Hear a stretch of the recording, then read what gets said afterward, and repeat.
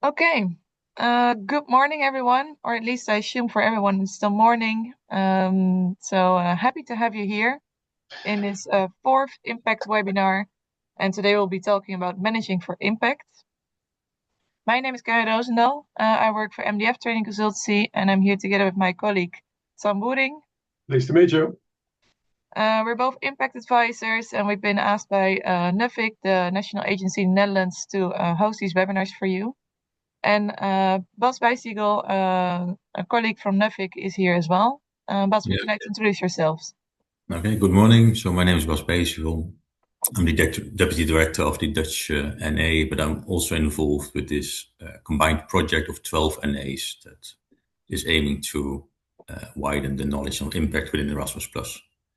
So I hope you enjoy this last in the series of 4 webinars on impact. And I would like to also already tell you that the recordings of the previous webinars have been placed online, and I will share the link with you in a few moments.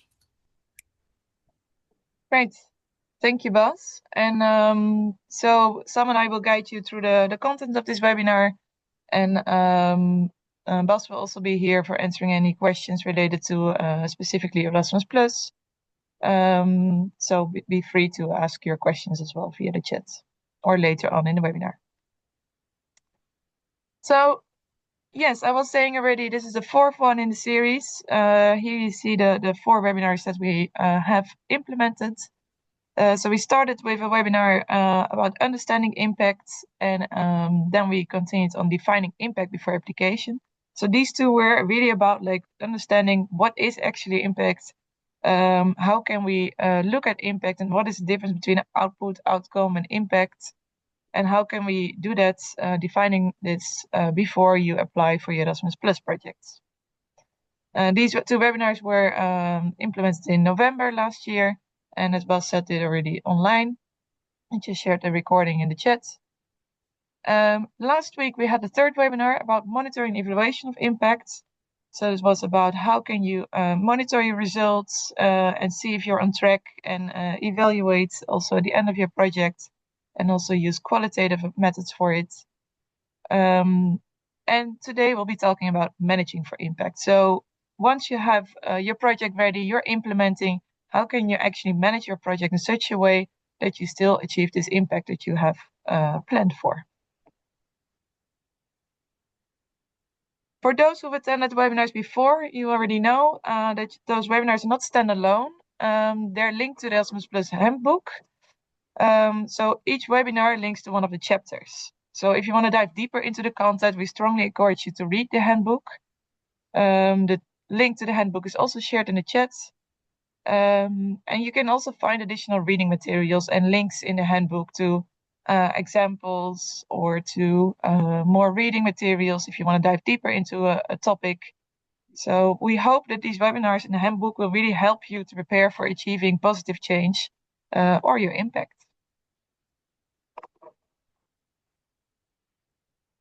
Then, before we dive further into content, I would like to say a bit about the webinar rules, because we are a big group. I see 100 people exactly right now. That's nice to see.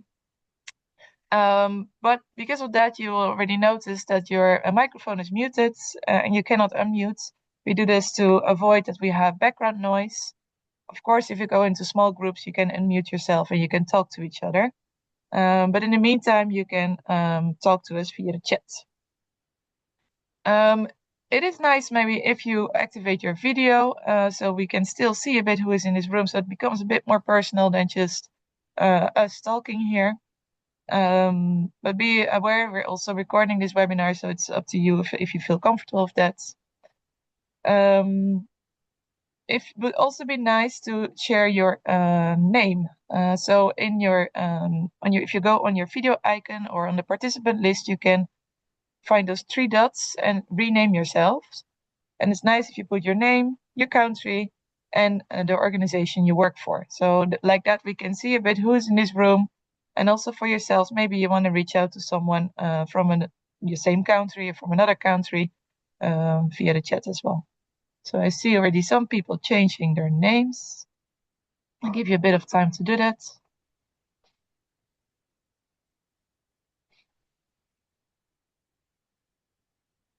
That's how we see also where you're from.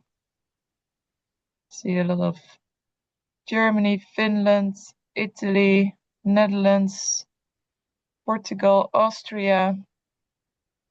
What other countries do we see?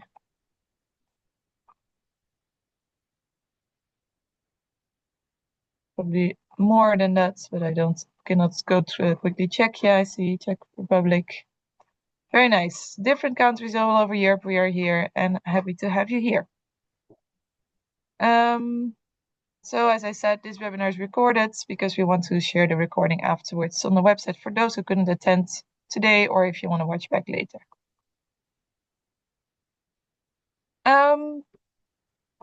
This is the fourth webinar, and that means we've had already 3. And I'm just curious for those who are here maybe now and attended one or several other webinars, can you share in the chat what is the lesson or the insight that you took away from those first webinars? So maybe it's your first time, then it's fine. Then you just see what others have learned. But I'm quite sure there's some people here who have also attended at least one other webinar. It will be nice to hear what you took away from it. Your takeaways, yeah.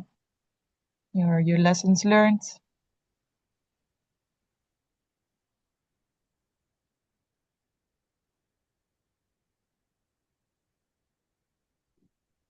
Nice to see. I see someone saying about clear structures. I see someone saying to realize impact, you have to realize change in behavior. Very good indeed. We emphasize that very often, that change only happens because people do something differently. So you have to realize behavior change. More clarity of detail and purpose of impact evaluation. Nice. I see someone saying, don't make it too ambitious. And I love that and calms me down a bit. Yes, please don't try to make it too difficult for yourselves. That's often a mistake because we want to do it so well. We make very difficult monitoring, evaluation, or results frameworks, and it becomes too difficult and we cannot monitor and we get disencouraged. Make it easy for yourself and really look at those things that are important. Yeah. The impact of evaluation. Yeah, nice. I see also from last week, have specific indicators to measure impact and don't lose the focus on the impact. Yeah. Someone says, my view on project development has changed. Nice. Nice to hear. Clarity and indicators. Impact has to be organized early in project development. Yeah. Monitoring evaluation. Combining different styles. Giving a bit more structure. And making choices and specific plans. Yeah. Nice, very nice to hear this. And for those who couldn't attend the previous webinars, I'll also briefly try to recap what we discussed there. So we discussed that every Erasmus Plus project aims to achieve outputs, outcomes, and impacts. And these are the different type of results. And integrating impact into your project design can be done via 2 approaches.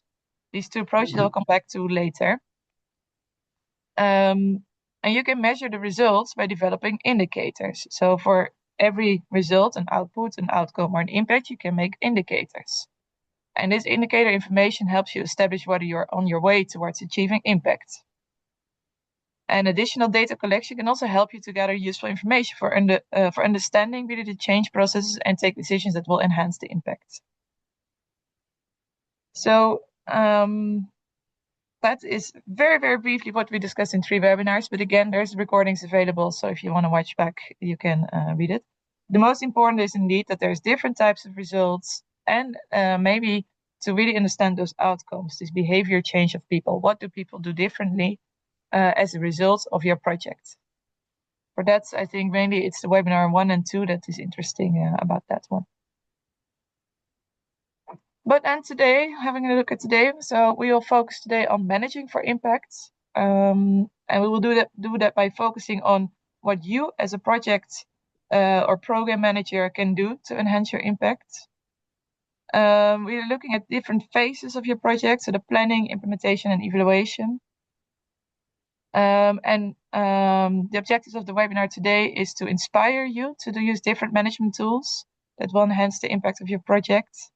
So you can analyze and engage your stakeholders in the planning and design process. You can manage your risks, and you can also manage learning of your project.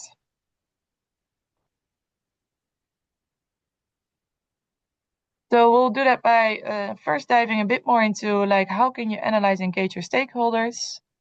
Then we have a part about how to deal with your risks. And then last one is about managing of learning for impact. So let's come back again to this planning and design process. And there you will see again those two phases that we discussed also in previous webinars. You remember in this approach 1, we start with the impact and we go back, reasoning back towards defining your outcomes, outputs, and activities. So you first look at what do we really aim to achieve, our dream actually, that's our impact, a dream of a different society or a different school, etc., a bit larger results. And then going back, so what is needed then to be able to achieve that? That's approach 1. And the second approach, you start with activities and going back to impact. And in each of these approaches, it's important to look at stakeholders. So let me have a look further into the first approach. So where you first describe your dream or your vision and impact. So imagine when you're doing this, you can think about who do you need in this process to dream together. And maybe you need some board members on board or some inspiring thinkers or some people really with their feet on the ground. So think about in this step, when you start defining your dream, your vision, your impact, what are those people who can be on board to define this impact with you? In the second step, you define who and what needs to change. So your outcomes. And also there again, you can think of who are the stakeholders who can define this together with you. Who really knows what needs to change in your project context? And the third and the fourth step, again, you have maybe different people again, because it's a bit more about concrete actions and results. So there you might need more your direct colleagues to think along with you. And the last step is like once you have defined your logic, you want to check if your logic is still makes sense, and you maybe need some critical minds there. So by saying this, every step in defining your project logic or your project results, you need to bring people on board. Don't try to do this alone. I know that sometimes it's a reality that you're the only one in your organization defining a project proposal for the Erasmus Plus program, but still try to see who you can bring on board around you in each of these steps. It will really help you to get ownership and also to make your project more successful. So let's have a look at how to engage your stakeholders. And for that, I pass the word to my colleague, Sam. Yes, good morning. Looking at stakeholders. The first question, of course, is we use a word, a very nice word, and the word is stakeholder. But the question to you is actually, what is a stakeholder? Can you describe or can you give a definition of a stakeholder in the chat box, please, so that we can see what comes to your mind when you think about stakeholders? Please, in the chat box, what is a stakeholder?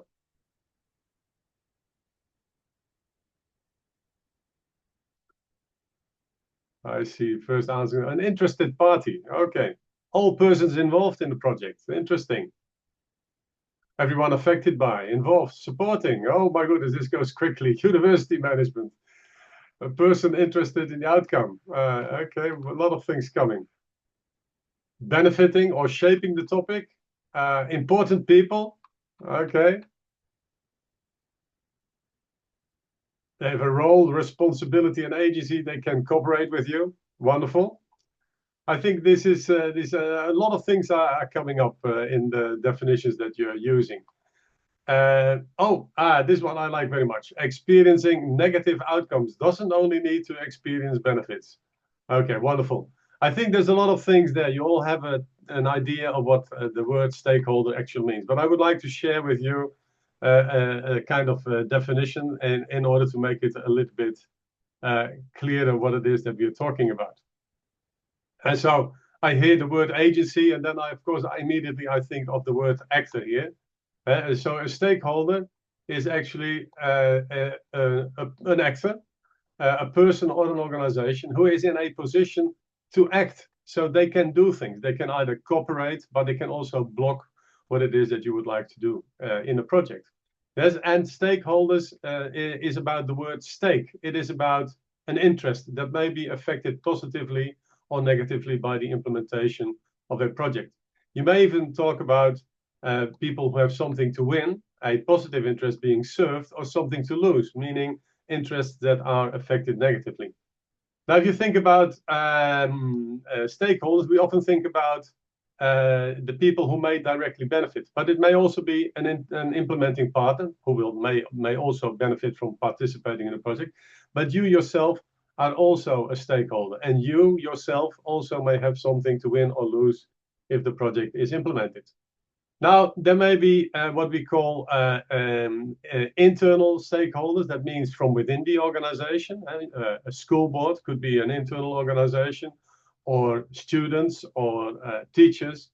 Yeah, but they may also be external to the organization. Maybe your partners are external stakeholders, or people working in the Ministry of Education could also be external stakeholders.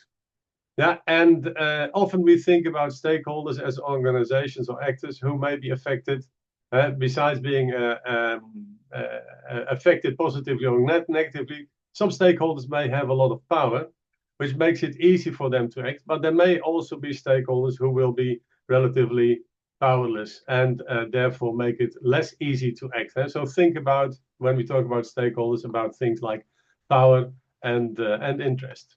Okay. Now, I have a question to you when we talk about stakeholders. Now you have a better idea what stakeholders are and how we look at them, internal, external, powerful, powerless, all kinds of stakeholders whose interests may be affected positively or negatively. But I would like to ask you a number of questions. And so here they are. And I would like to see if it is possible that you answer these questions. And we do that in a poll, if I'm not mistaken, Karin. Yes, we do that in a poll. Yeah, so please, I'm very much curious to see what it is that you will come up with answers. Let us see.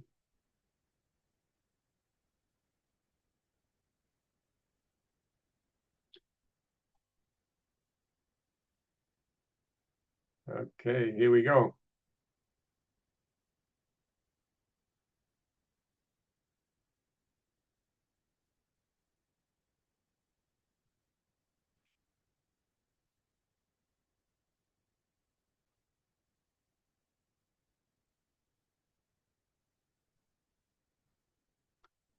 So we have more than 70 answers. Let's see.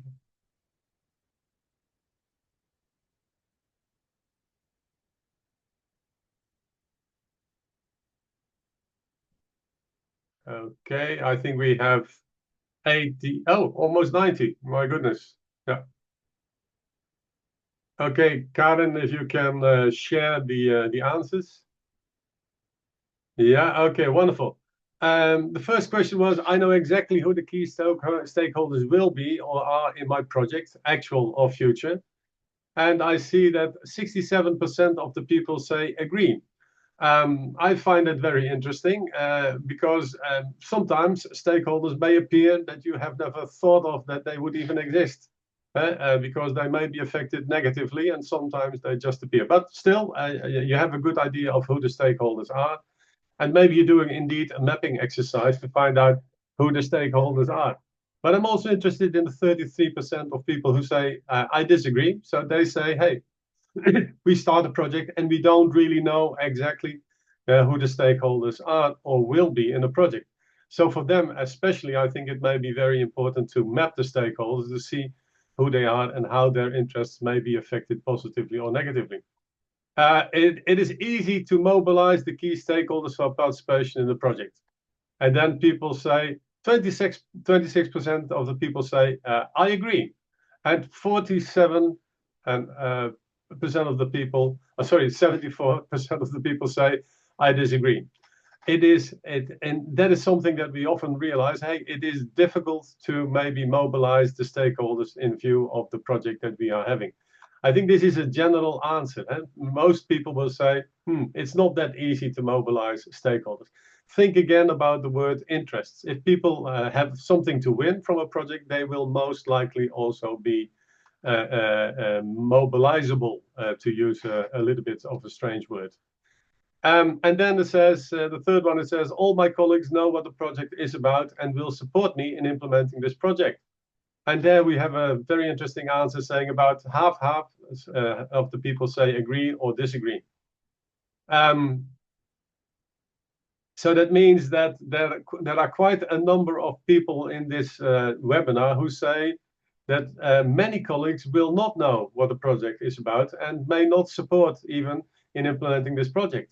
So I think there's a lot of possibility there to see if you can engage people more in the project. Okay, wonderful. Let me have a look at let's stop sharing. I have invalid poll IDs. Okay. Yeah. Okay. Okay. Let's share some tips and tricks. And so, also based on the poll that we have seen earlier. And so, if you do a project, I think the first thing that you can do or think about is to map the stakeholders and do a stakeholder analysis. And I will show you in a moment how that may be working. But it means basically to map who has power and what are interests that may be affected negatively and positively. Words again, who may win or who may lose of this project. Now, this will help determine how to involve the stakeholders or deal with them. In other words, how to engage different stakeholders in a project. So if you know that there's stakeholders there who may be having little power, you may help them become more powerful to help them raise their voice. Yes, if there are stakeholders who will be maybe their interests may be affected negatively, you may help them actually in dealing with these negative interests. So think about how that will influence your way of dealing with these stakeholders. And the third tip is that we think it is important to bring on board key stakeholders at an early stage in project design. And that will not just only enhance your project design, but it will also help create joint ownership or support for the project. I'm thinking of the almost 50% of the people who say, hey, I'm not sure if my colleagues will be supporting or even know about my project. And so engagement is also about communicating and bringing people on board in your project. Okay. Now, a question to you. So, having this notion of stakeholders, then please, again, who are the key stakeholders in your project or the project that you want to implement? And please write them in the chat and let's have a look what comes up. Who are the key stakeholders?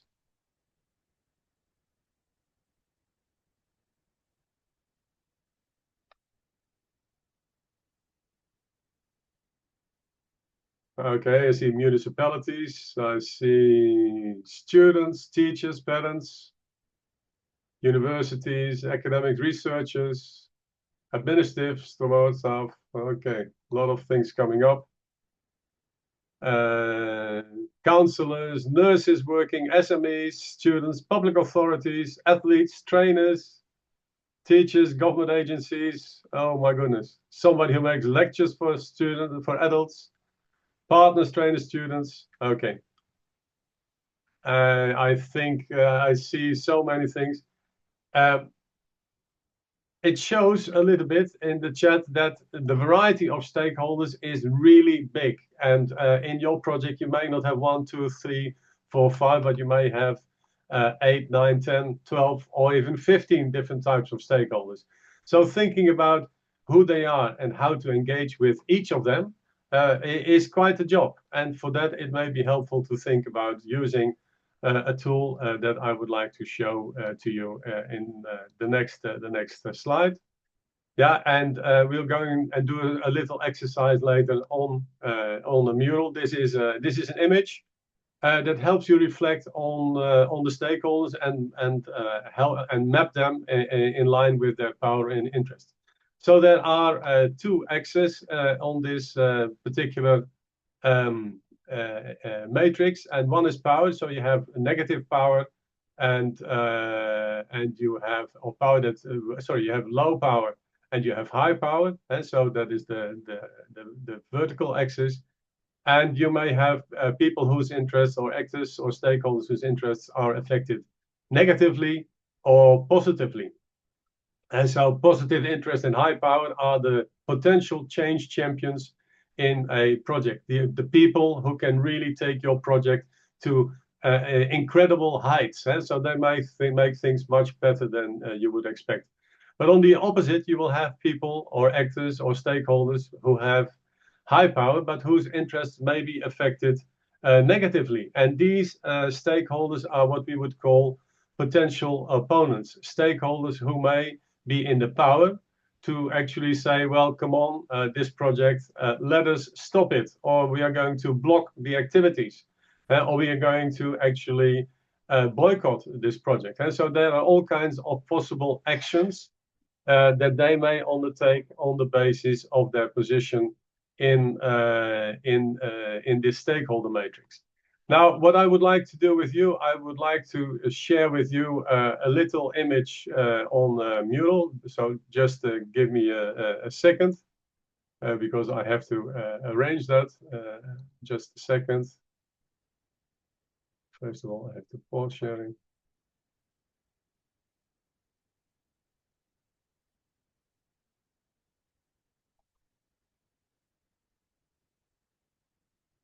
Okay.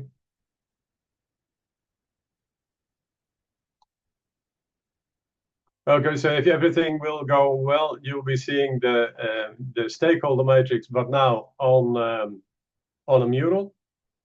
And this is a digital whiteboard. It's a very interesting tool that you may also use yourself in order to map the stakeholders in relation to your project. So, for example, an E+ coordinator, Erasmus+ coordinator, the question is, where would they be? I'm not sure, but I would say a positive interest, definitely. High power, I'm not sure, but we can put him here, the possible potential change champion of a project. And you have a project manager who may be having positive interest and a low power. Now, if you don't agree, that is also perfectly okay. Yeah, but I'm trying to show you a little bit how this may work. Students, positive interest, let's hope, but it may be that you say, well, in the beginning, students, they will have neutral interest. They may not really have the idea that they want to be part of this project, but they would like to, and you want to bring them on board in a way. So you place them here. School board, I don't know, maybe some of them have negative interest. There may be potential opponents to the project. I'm placing them here for the meantime. Staff, high power, I would say if they don't participate, then they won't be there. And I'm putting in this area where we call neutral interest. It is something between, we are not so sure whether they are really interested or whether they will be positively affected or negatively. Some may be thinking, oh, I have to spend extra time in this project. So that's definitely a negative interest that may be for me in this project. Now let's put them there. And community members, okay, neutral interest, low power, I'm going to put them there. Now, if you have mapped this, you have an idea of where they would be in the present state, right? But then the question up to you is to first ask the question, okay, like what I see here, is every stakeholder in the right place? And so discuss that together with your colleagues or the people that you're doing this exercise with. And then the question is, where would you like them to be? Hey, I would like that the staff say, hey, this is really my project. I would like them to be not just powerful, but I would like them to become potential change champions. So I'm going to see if I can bring them to this particular area. Yeah. The school board, hey, school board at the moment, yeah, they may be negative interest, but what if we can engage them in such a way that they will say, hey, this project is really important to me, and it will be very positive for me if this project leads to the desired results. Hey, okay, let's see if we can at least bring them here to this area. There may always be people who in the school board who will be negative about what is going on. But if you can manage to bring them over here, then you see that the image is actually changing quite a lot. So what we say is, hey, stakeholders in their position in this matrix, it is not a static thing. You can try to move the stakeholders one way or another by linking to potential interests that they may be having. Yeah, and the question is, how are you going to do that? That is the question. How are you going to engage with them in such a way that actually, yes, they will be supportive of the project? So think about this tool as something that may be helpful to discuss present position, but also how to communicate and engage with them. Yeah, and let me go again to yeah, here we go.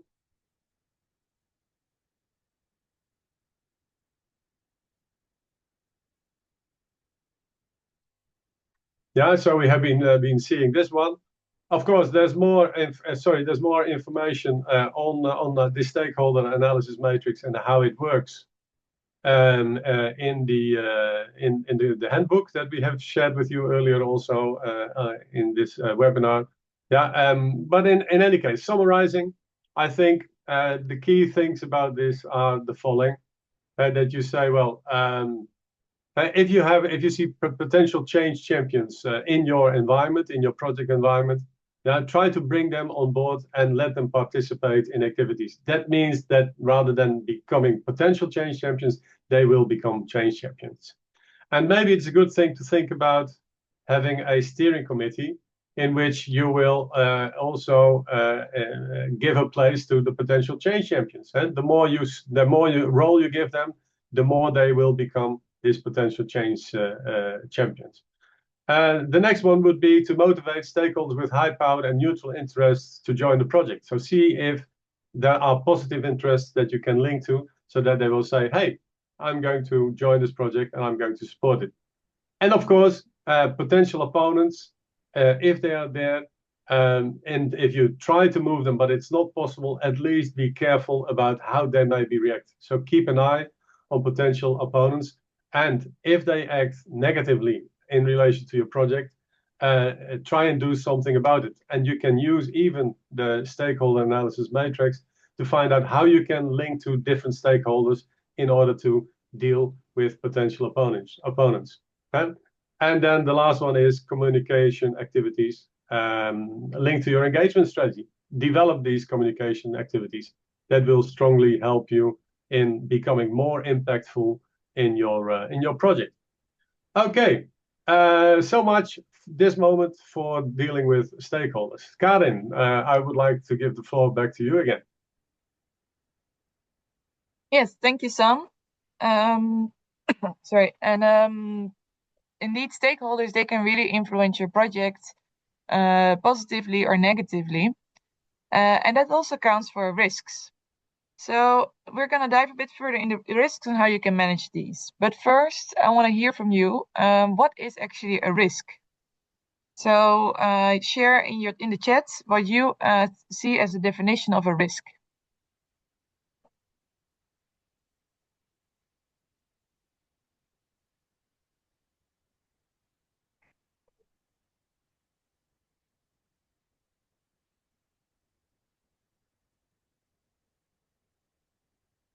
Yeah, I see some examples, but let's try to make the definition.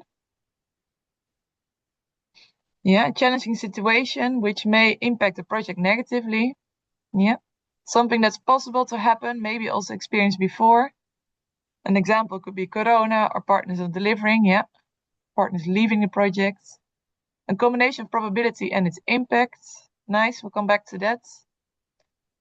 The probability of an unexpected or undesired event.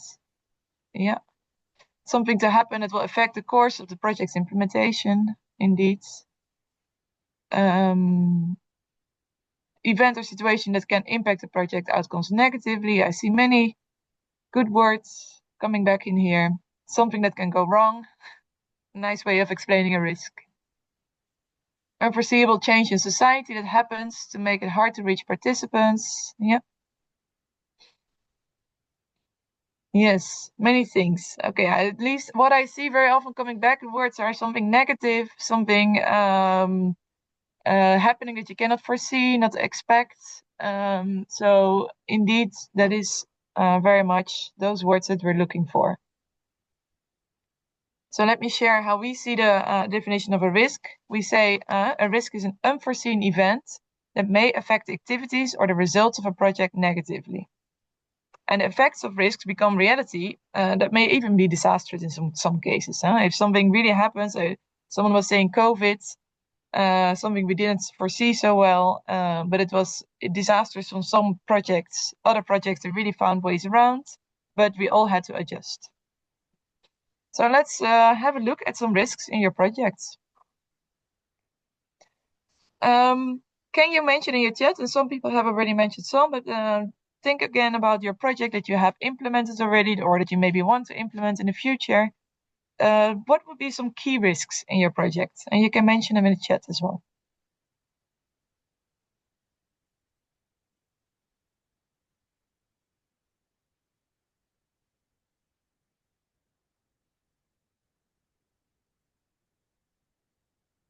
Yep. Organizational change, political instability, severe delay in delivering, partners not executing, or they maybe change the partners all of a sudden.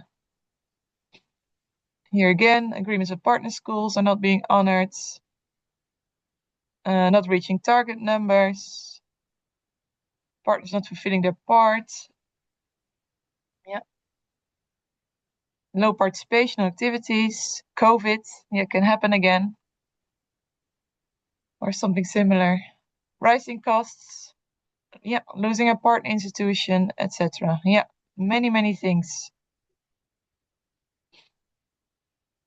Yeah, so you see that there's many things that can happen, and often you don't have an influence on it if it happens, because of COVID, it happens or it doesn't happen.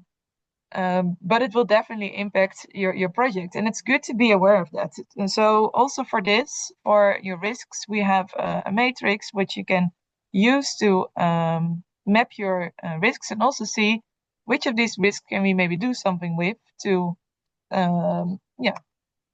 lower the impact on your project. So let's have a closer look at that. This is a risk matrix. And what some already said, I think, in the chat, is say that some risks have a higher probability of to happen and some a bit lower. So one of the axes in the risk matrix is the probability. So high means it's very likely it will happen. 50-50, well, it might happen, might not, but there is quite a probability it happens, or low, it's maybe not so likely. Yeah. So, but also risks may have sometimes very much of an impact and others a bit less. So we call this the harm potential. So this is this X on the bottom. And some risks will maybe not have a lot of harm for your projects. We call them a bit unimportant. So if they happen, they may be not very big important. But for example, a COVID, when it happened, for some projects, it was almost existence threatening. So that was very high harm potential. So you ask yourself, what is the impact of this risk if it really happens? So maybe let's have a look at some risks. And we have defined 3 risks that could happen. And I'll add them in the chat. Oh, sorry, that's just 2. I'll do all 3 this time. We define 3 risks. The first one is minority group students face discrimination. The second one, vulnerable students face a culture shock. Or the third one, and I think also quite some people manage that one, partner schools do not react adequately in case of logistical problems.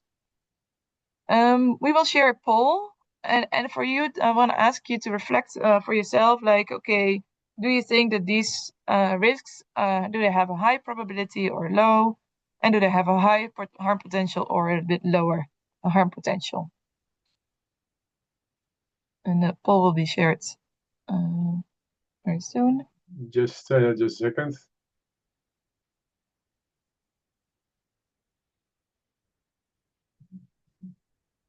Yes, so you should be able to see the poll right now. And then for each risk, you have 2 questions. First, the probability, and then the harm potential.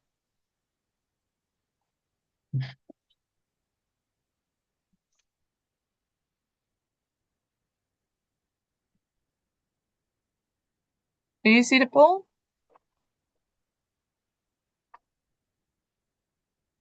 Okay, good.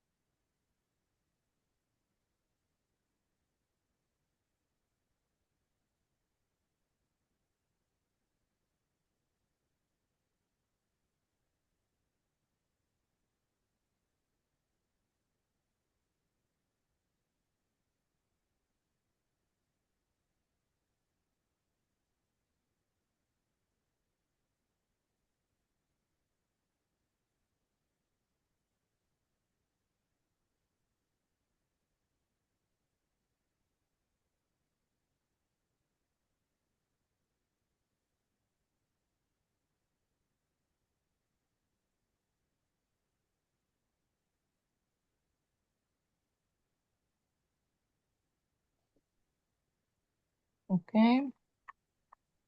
Quite some people have already filled it in. Might be that you have to click on the submit at the end. Not sure if that button is there because I don't see it. Yeah, it's difficult to answer. Depends on the context indeed. Just we use an imaginary case for now, just to have a bit of an idea. Yeah, so I think we can end the poll and share the results. In the meantime, I will change my screen sharing.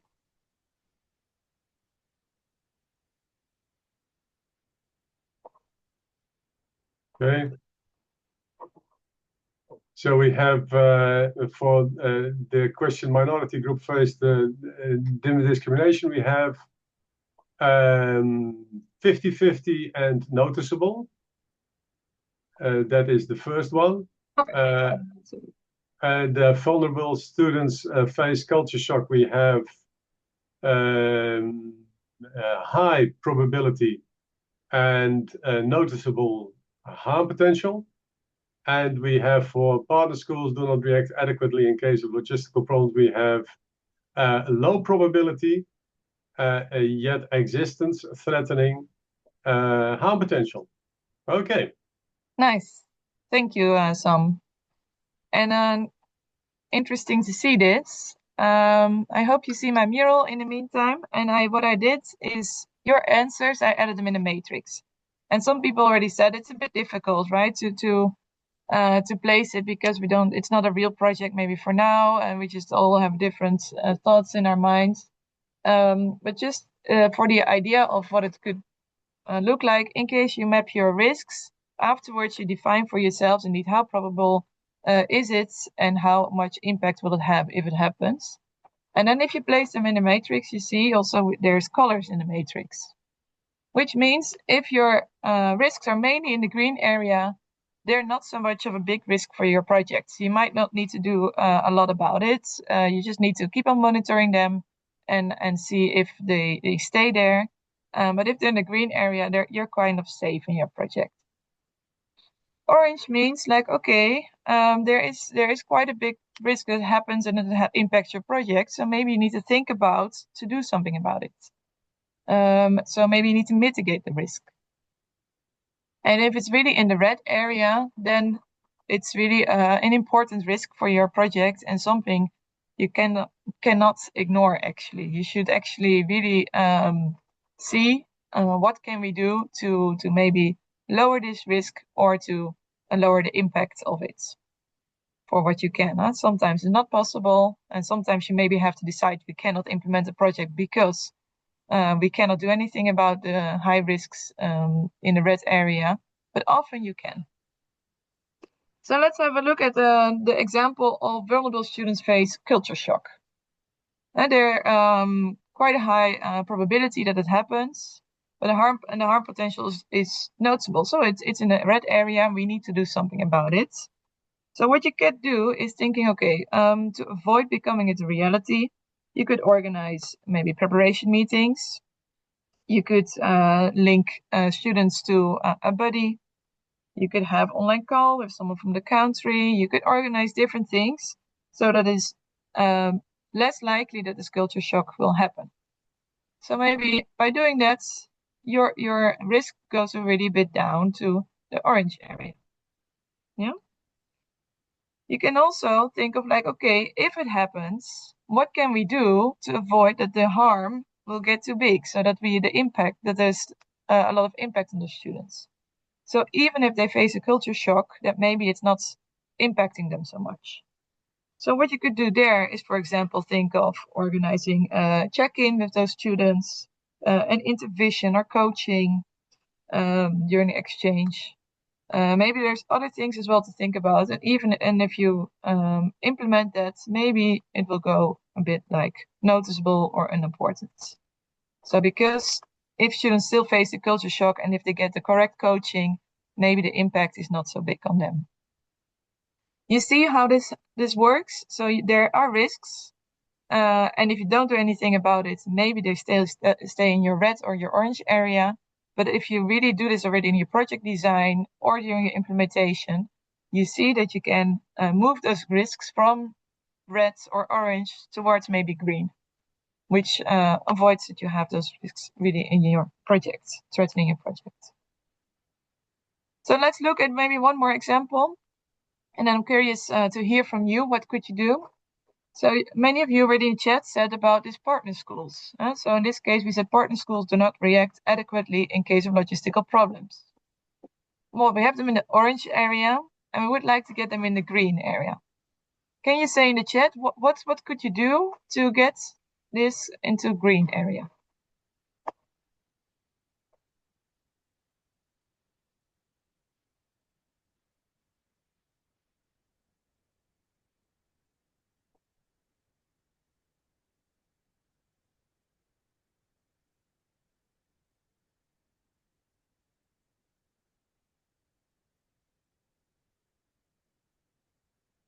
Yeah, I see some people answering to it.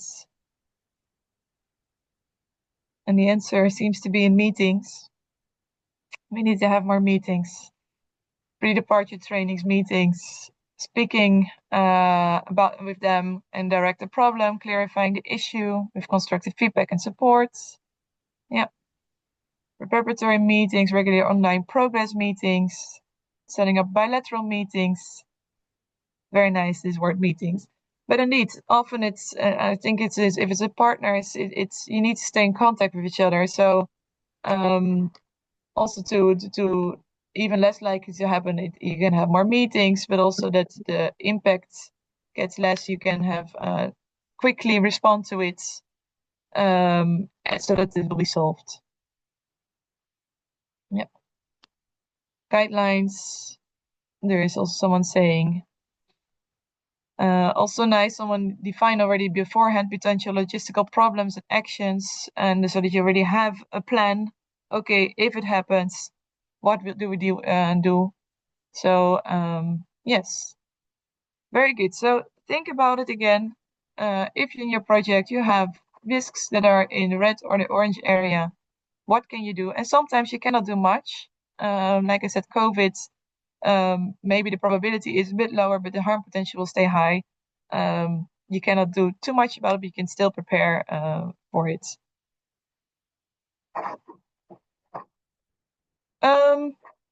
Is this a bit clear about the risks, how you can manage them, and how you can still and I hope you also see that it seems sometimes to be a bit of an administrative thing to do, those risk managements. But if you do it also throughout your project, you will see that sometimes those risks are changing. So you can define at the beginning of your project design, but maybe 1 year later, if you have a long-term project, right? If you have then 1 year later, new risks pop up or risks change. So that is still important to redefine this regularly. Okay, let me go back to the slides. Some last tips and tricks for risk management.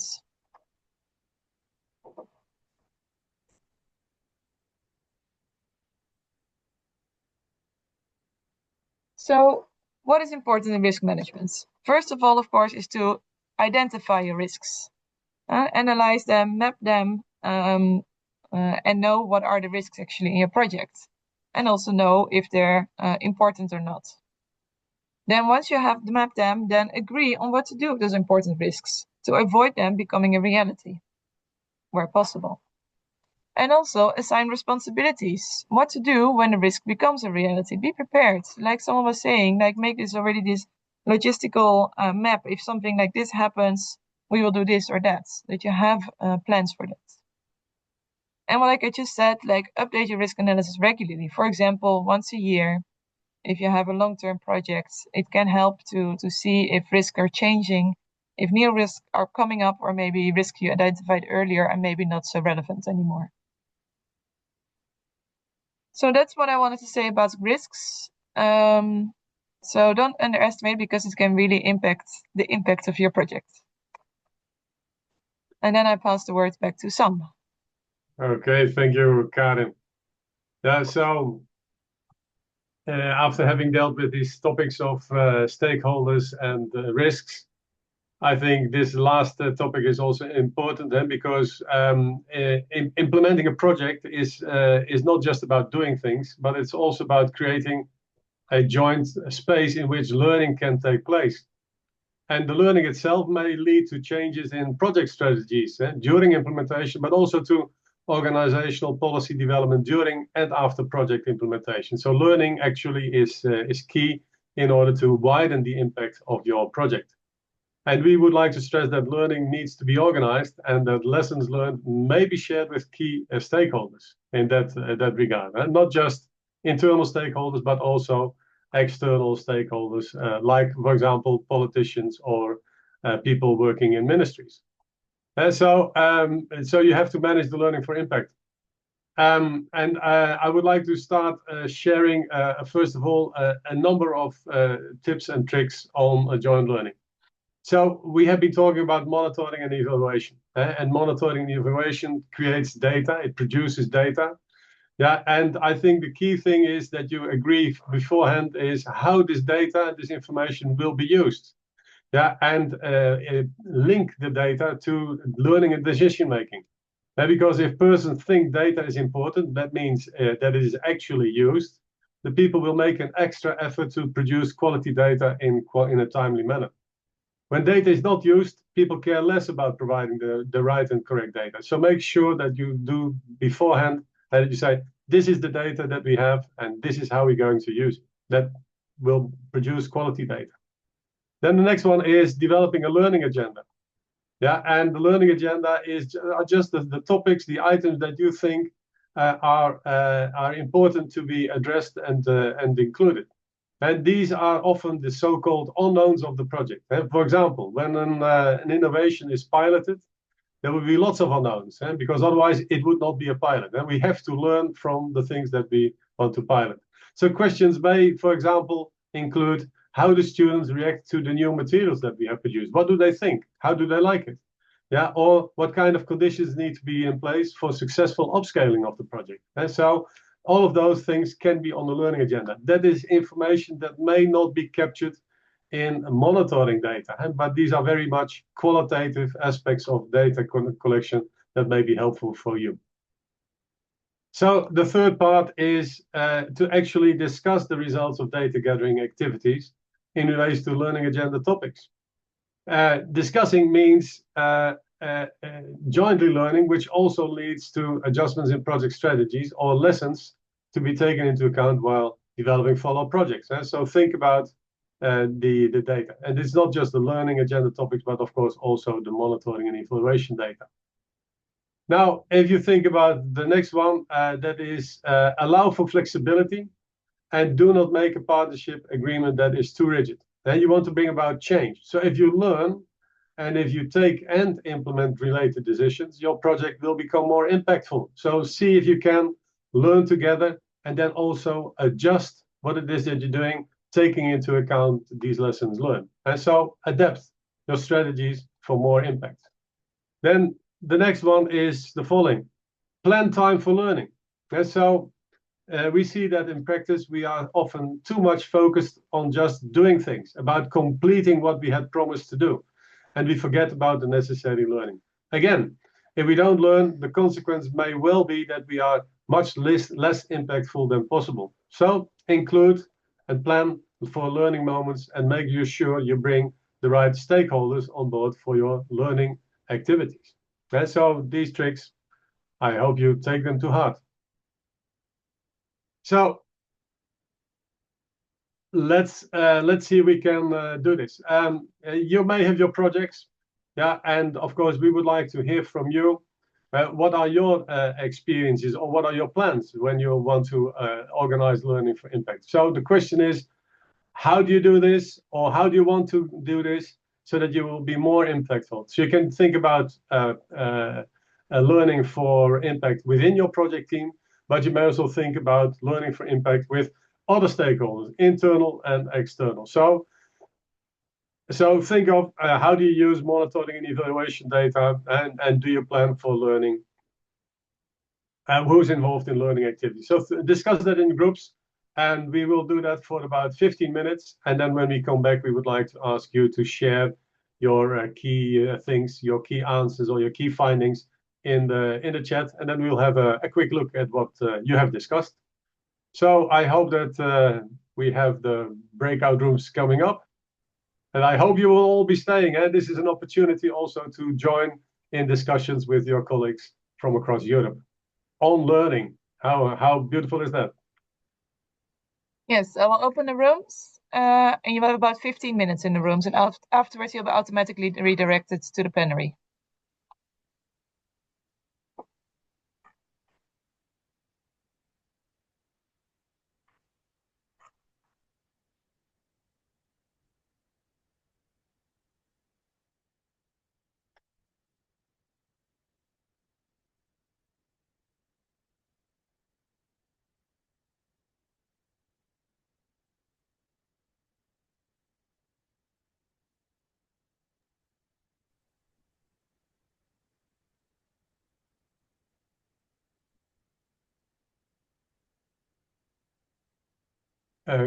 Oké. It's about Kijken of de groepen een beetje op gang komen. zit je even pauze, Karen? Oh ja. Ja.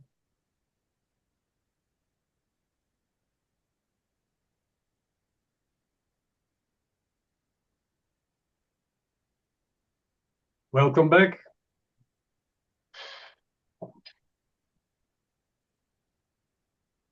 Welcome back. I think that most of you, okay, here we go.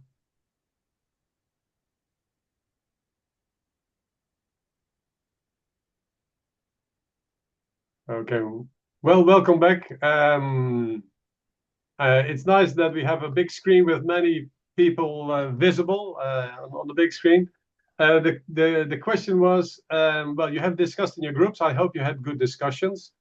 Maybe it is possible for you to share the key things that you say, hey, this is what we learned from our little learning meeting just now.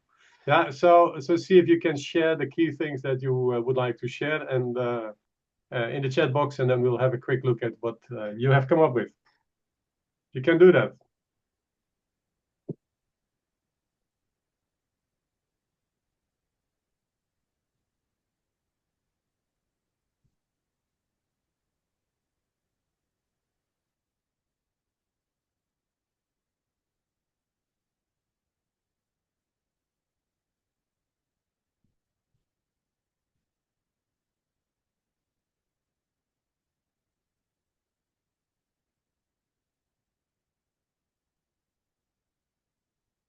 Mm-hmm. I see Martin saying, make sure that you've described your desired learning outcomes. Okay, if you want to learn, make sure that you know what it is that you want to learn beforehand. Okay, thank you. Provide time and space for those involved to engage. Important. Learning takes time, and you need people to be prepared and to find the time to adjust. So stay flexible and adjust if risks arise. I like that one. Looking back at the project, the key impact feels a natural thing to think about at the beginning and the planning stage. However, when planning the project, it was not obvious. Oh, that's an interesting one. I'm not sure if I completely understand it, but if I feel it, I think it's more when you do things, the practicalities of the day-to-day activities takes over. So then the impact loses a little bit out of sight. So it's important to stay focused on your impact. Plan, do, check, act. Okay, PDCA. Thank you, Martin. We need a plan to stay in contact with people, groups for longer if it is not a permanent person or group. Okay. Yeah, make sure that you, again, like kind of define beforehand who will be involved and how to involve people also during learning. Planning learning takes time to reflect. Yes, it does. So it's good to plan for it. Yeah. We try to do one-on-one meetings and discuss. Okay, this is about methods. I like that one because if you want to learn, it is important to create the right conditions for people to share, yeah, so that you can really learn on the basis of the real experiences that people have. Joint learning journey with the consortium partners through regular meetings. Yes, make sure that learning is about the partnership. If you learn together, you will also be able to continue together and evolve together. Then it says for planned learning moments, it is important to really involve the project members themselves and not only project coordinators, otherwise responsibility is not felt enough. Make sure that you bring all the people on board who really need to learn and who can share also the right experiences in the learning events. Surveys and long-term monitoring is so important. Getting right data. If you want to talk about things, then it's good that that learning is based on data. That's important. Target learning. Do not use generic information sharing. Yeah, indeed, sharing is something different than learning. So sharing is something you do, and learning is something that happens. I would like to rephrase it like this. PDCA again, Martin. Thank you. Plan, do, check, act as an instrument. So bring that into a cycle of doing things. So learning is not standalone. It's related to decision taking. It's something that we always think is important in learning. Organize peer reviews within the regional teams. Wonderful. Peer reviews, learning from each other. Start with control at the beginning. Important. We were more networking, get to know each other's interests. If you learn, it's also important to know who are the learners and what are their interests. Then you can also help each other better. Reflections. Responsible should proactively, timely check for risks. Okay, yeah. Differentiate between high, middle, and low risks. That is something about the learning again, but also on risk management. I'd like to conduct a survey of those who have already been involved in the project to see what the impact for them is. Important. Maybe not just a survey. It's always good in this case to have a kind of checkup later with people in the sense of a call or a small focus group discussion online, even in a webinar type of format. That also works really nicely. Put some thought in how to acquire feedback and how to implement reflection techniques already in the planning stage. Make sure learning is right from the start. Before the project started, online meeting with partners to know each other and discuss how the project goes and means. My goodness, you have a lot of good recommendations for yourselves. I like it very much. I think we should maybe also make a summary of this. Unexpected learning outcomes, pre-tests and post-tests. Yeah, if you talk about learning outcomes, I think you talk here more about students, but it's good to find out what are the unexpected, because from the unexpected, you can learn really a lot. One of the things that we also discussed quite a bit during our monitoring and evaluation webinar. Organize interviews with all stakeholders. Absolutely. Different points of view will bring a lot of richness to the learning. Ensuring that it takes place throughout, okay, the project life cycle and remains flexible. Okay. Reflection in the student feedback. Can you explain what is the risk in student feedback? Oh, I can't ask. Students not willing to fill in the survey. And if students don't fill in the survey, use other methods. Okay, wonderful. An iterative learning approach. I like this also very much. So that you learn, but then you think about, hey, next time, how can we do things better, or what can we actually do in order to improve our learning also. And make it part of the process. Wonderful. Thank you for this. I think it is almost time for us to wind up. But before doing that, I would like to first share with you, well, this is still the question that we had earlier. Key message of this particular webinar. Yeah, so when you manage for impact, you have to organize and manage your planning, monitoring, evaluation, and learning processes in such a way that key internal and external stakeholders are involved, and that ownership of the project and its results, impacts, is developed. Now, that seems easy, but it really requires a kind of real effort in order to make that happen. And this in itself will greatly enhance the impacts of your project. And do not forget to monitor the key risks and deal with them if you want to manage for impact. So think about stakeholders, think about learning, joint learning, think about the risks, and you can even learn on the risks. There's so many things that you can learn about, but of course, it's something that you have to organize. Okay, thank you. Then, I think Karin takes over. Karin. Yeah, Salma, you can leave your screen. I will Yes. say from here. So with this, we're coming to the end of this webinar series. So I wanted to maybe summarize what we have said, or what we wanted to bring across in those webinars. And an important thing is, of course, that in Erasmus Plus projects, we aim to achieve positive impact for individuals, but also for organizations and the wider society. And you, as a project manager, or in your role in Erasmus Plus, you can contribute to this by first defining the impact of your project in the design phase. So really, when you think about your project, think about what would this impact be and how can we achieve this, and do this together with your project stakeholders. Secondly, you can keep an eye on the impact during the implementation. So collect regular information during implementation about the changes you aim to achieve. So monitor your results, adjust if you don't achieve them, and evaluate also at the end. And what you can also do is involve your stakeholders. So and deal with your risks and learn together. So that's basically what we said today.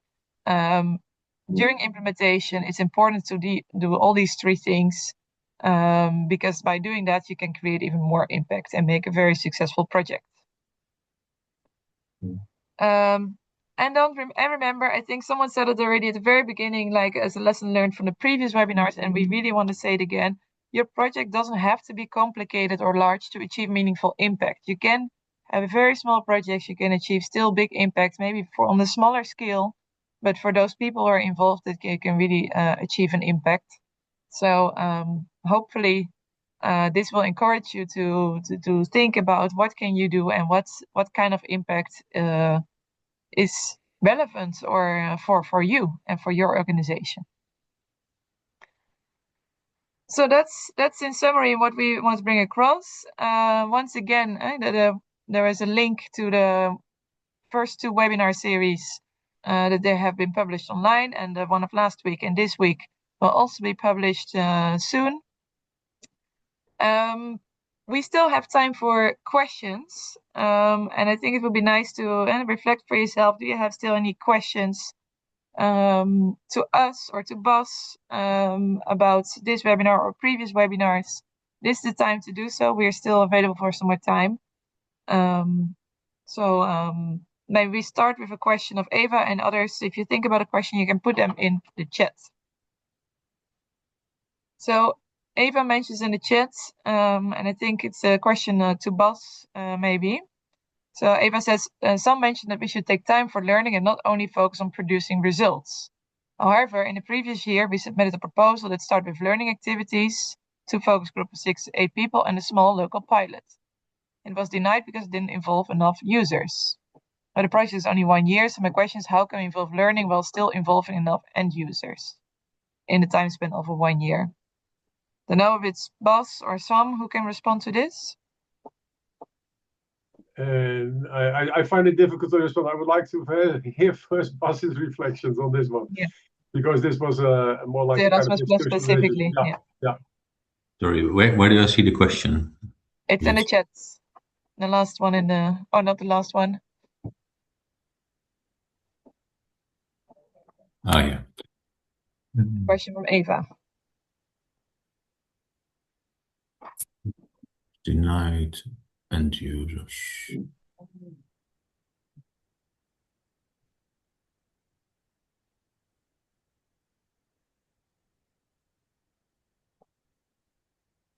Well, I don't know the precise reason why this project was denied, so I find it difficult to comment on that. But so what you're saying is that the focus group in total was 16 people, and I think for a project, even for a 1 year project, the aim is really to expand your influence broader. So you could think of maybe a multiplication event. So when you have initial focus group discussions with 8 people, 16 people, that you try to find ways in which the 16 can bring the change further into the organization with follow-up sessions. That's what would be my initial response. Eva, I hope this answers your question. Yes? Okay, great. Otherwise, I also allowed you all now to unmute in case you want to phrase a question. You can also do so. Because I don't see any other questions in the chat for now. Some people are leaving. That's okay. Yeah. Yeah, I was looking for a question that was asked earlier, which was about something that the relationship between risks and the results framework, or the activities output, outcome, and impact framework. And if there was any specific thing that you would like to have to look at, and I think risks is more about anything that may affect your project from achieving results. So it may focus on activities, it may focus on, will outputs be used, will they therefore lead to outcomes, or will outcomes actually contribute to an impact, yes or no? So risks may be at different levels. But think about the harm potential as something that may affect, in the end, the impact of the project, but it may be the risk may affect, well, we cannot do our activities anymore. So I would just wanted to stress that part on the basis of the earlier question. I'm not sure now anymore who asked that question, but I thought it was important to still answer it. Yeah. In the meantime, I see a few more questions. Some practical question, Bas, if there's a chance of receiving certificates or confirmation of attending this webinar. No, sorry, we are not able to provide that based on the data that we have. No, so we don't have certificates. If you need maybe to prove to your employer, I would say take a print screen right now and you can prove that you were there. So maybe that can help. I see also a question about Eva. Maybe Bas, you can write in the chat to Eva about who they can contact for email address if they have questions about the project. I see a question about concrete tips on how to involve stakeholders. Very difficult to involve them due to limited resources.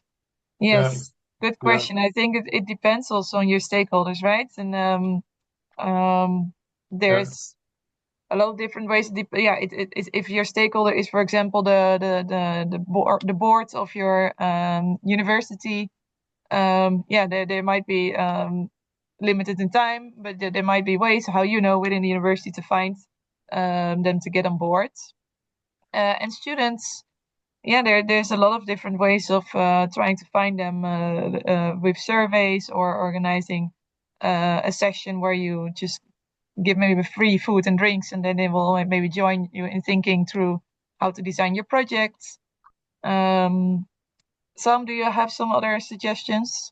Yeah, I always think if you're serious about involving stakeholders, think about what makes them tick. What are the interests at stake? And so think about how you can make them say, well, if I participate, if I do this, will be great for me. So then I will go the extra mile. So many people already have this very much this internal motivation for doing things, and because they believe in the project, so their interest will definitely be served. But it's trying to trigger like what are the key interests that we can link to in the other stakeholder, and that is something that requires some kind of political sensibility, like from your side. Okay, how can we involve this stakeholder? That's the thing. So think about your own entry points with this other stakeholder. Yeah. I see a question with regards to survey fatigue. With regard to survey fatigue, what are alternative methods to collect data? We know that survey fatigue is a big issue. There was even a specific seminar organized on this question, particularly also in the context of Erasmus Plus, with a lot of surveys already compulsory from the program. I think that's also a bit of a quick assumption that you have to use a survey to collect data. And I think it's always good before you design and mail out a survey to reflect on the data that you are already collecting, maybe through your standard student monitoring structure, or that you can collect through interviewing, or that you can also rely on observations. We do not always need a survey, and we do not always need to rely on statistically verified data to be able to make a statement on what the project produced.